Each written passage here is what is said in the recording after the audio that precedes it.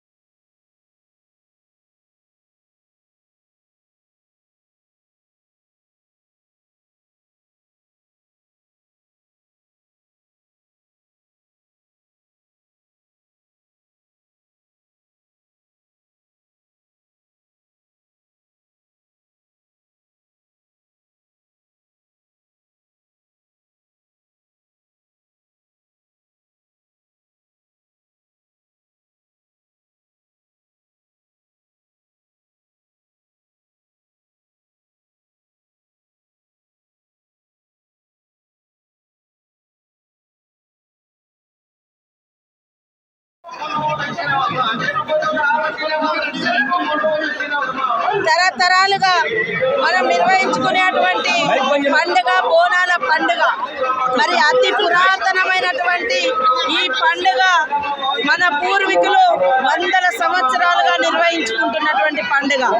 ఈ పండుగను సీఎం రేవంత్ రెడ్డి గారి ప్రభుత్వం, కాంగ్రెస్ ప్రభుత్వము అత్యంత వైభవంగా నిర్వహించడం కోసం దాదాపుగా 25 కోట్ల రూపాయలను కూడా కేటాయించడం జరిగింది.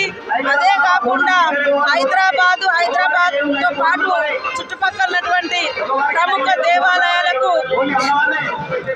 మంత్రులను ఇన్ఛార్జీలుగా నియమించడం జరిగింది.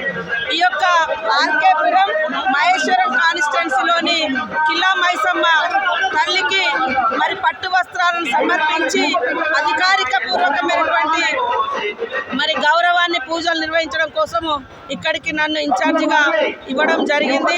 ఈరోజు రాష్ట్ర ప్రజలందరికీ కూడా తల్లుల యొక్క దీవెనలు ఉండాలి.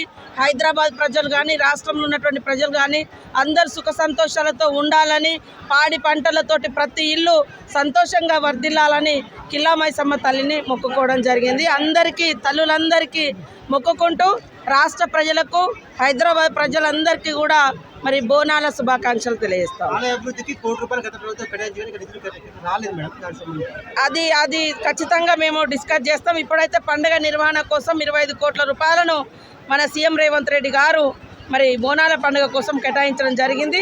ఆ పాత రికార్డు ఏమేమి ఉందో అవన్నీ కూడా బయటికి తీస్తాం. ఖచ్చితంగా ఆలయాల అభివృద్ధికి కాంగ్రెస్ ప్రభుత్వం కట్టుబడి ఉంది. ఈ టెంపుల్కి కూడా 25 కోట్లలో భాగంగా మరి ఏర్పాట్లకు కానీ ఇతరత్ర ఖర్చులకు కూడా కేటాయించడం జరిగింది. అందరికీ శుభాకాంక్షలు.